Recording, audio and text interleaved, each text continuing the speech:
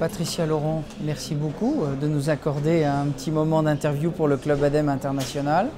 Nous sommes aujourd'hui, c'est la 8e édition du Forum national des éco-entreprises de France.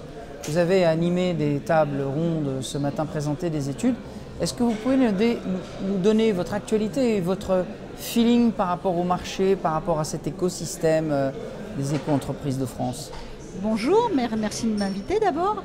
Effectivement, Green Univers a présenté ce matin l'édition 2017 de son panorama annuel des clean tech en France, qui fait un peu un point sur les grands marchés, les politiques publiques et les financements sur les marchés de la transition énergétique et écologique.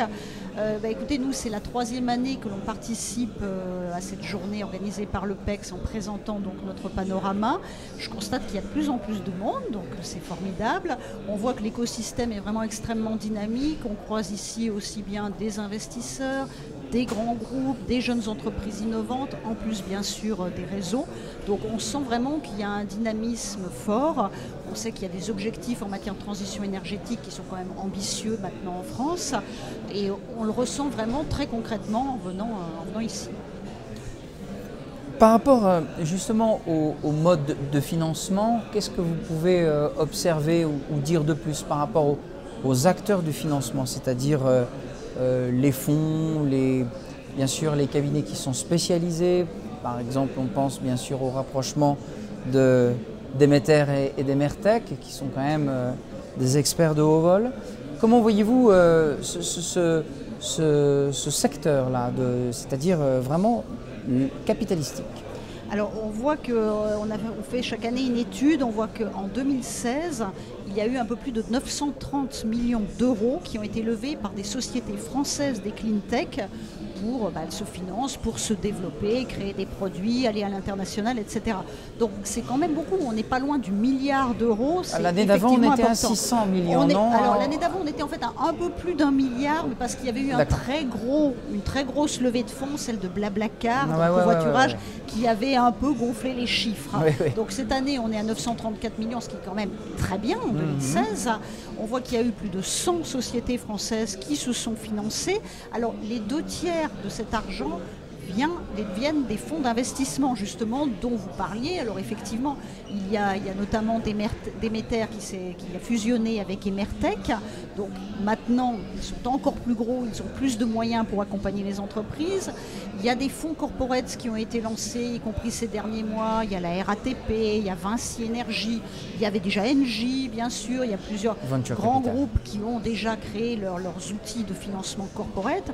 Donc il y a un vrai dynamisme du côté des fonds d'investissement. Alors après, ça ne veut pas dire que toutes les sociétés qui cherchent des fonds vont trouver à se financer, parce qu'il y a une sélection qui est quand même sévère. Il y a beaucoup de projets, beaucoup de porteurs de projets. Les fonds d'investissement, ils ont leurs critères, ils sont exigeants, donc ce n'est pas forcément facile pour les sociétés de se financer. Mais en tout cas, si on a un bon projet, un bon business model, on a plusieurs portes vers lesquelles on peut frapper.